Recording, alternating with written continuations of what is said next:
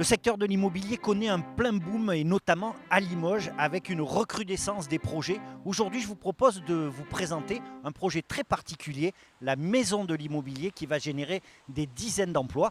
Et pour ce faire, on va aller à la rencontre de Lydéric et de Cédric. Bonjour messieurs.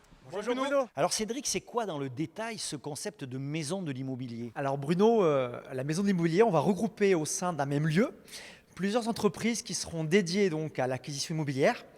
Et nous avons souhaité offrir au sein d'un même endroit pour un gain de temps à nos clients finaux, un endroit qui est plutôt agréable par sa conception, par son emplacement, et faire en sorte que notre client final puisse retrouver tous les services liés à l'immobilier au sein d'un même endroit avec des entreprises qui seront choisies et qui sont partenaires également depuis un certain temps. Avant tout, cet endroit a été pensé pour les salariés, pour les collaborateurs, pour que ce soit un lieu de vie. Et il a été pensé comme ça dès le départ et dès son origine. Alors Lydéric, Cédric nous l'a dit, ça va être une maison de l'immobilier avec différents acteurs. Quels sont ces acteurs et pourquoi cela? Tout d'abord, Keller Williams, une agence immobilière, première agence mondiale en termes de nombre d'agents, autour de qui se centralise le projet. Il y aura bien sûr Minito, courtier en crédit en assurance à Limoges depuis presque 10 ans. La société Unité qui gère la partie suivi de chantier, accompagnement des clients pro comme particuliers. On prépare l'arrivée de 3 nouveaux acteurs, assureurs, diagnostiqueurs, notaires.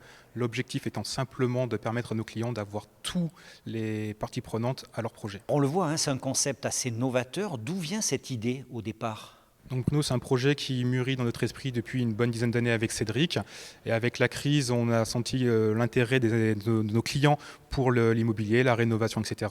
D'où la création de ce pôle immobilier. Alors on le voit, le projet n'est pas encore complètement abouti. Quelles sont les prochaines étapes? Nous sommes en plein travaux, donc il y a 6 mois de travaux aujourd'hui pour avoir un produit fini qui sera abouti.